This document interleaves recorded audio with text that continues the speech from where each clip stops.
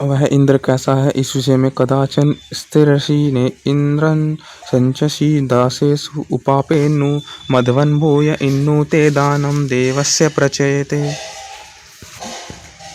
तो देखते हैं, हे सुख देने वाले ईश्वर, जो आप सुखों से आच्छादन करने वाले और विद्या आदि दान करने वाले मनुष्य के लिए कभी ज्ञान को शीघ्र प्राप्त नहीं करते, तो उस काल में मतलब जब हम कर्म करते हैं, एक ज्ञान पाते हैं, तो उसमें हमारे जो कर्माशय हैं पिछले जन्म के एक तरह से भाव हैं, जो वो नियत विपाक में हमारे फल आने वाले होते हैं।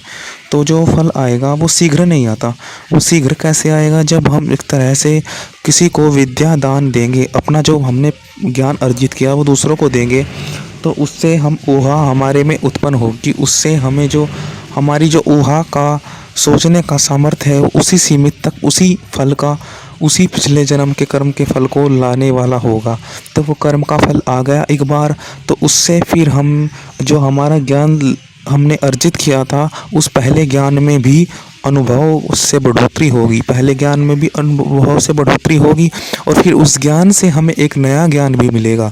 क्योंकि ईश्वर शीघ्र नहीं देता। जब हम परिश्रम करेंगे, अनुभव करेंगे पहले ज्ञान को, वो पहले ज्ञान को अनुभव करेंगे, कैसे करेंगे?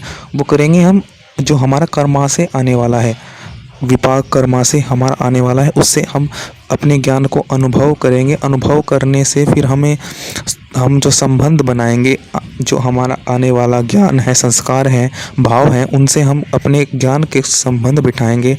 हम उससे जो हमने ज्ञान पाया, हमारा जो संस्कार का फल मिला, उससे हमने जो ज्ञान प्राप्त किया और जो हमारा पहला ज्ञान था, उन दोनों में जब हम तालमेल बिठाएंगे तो हमें नया ज्ञान उत्पन्न होगा।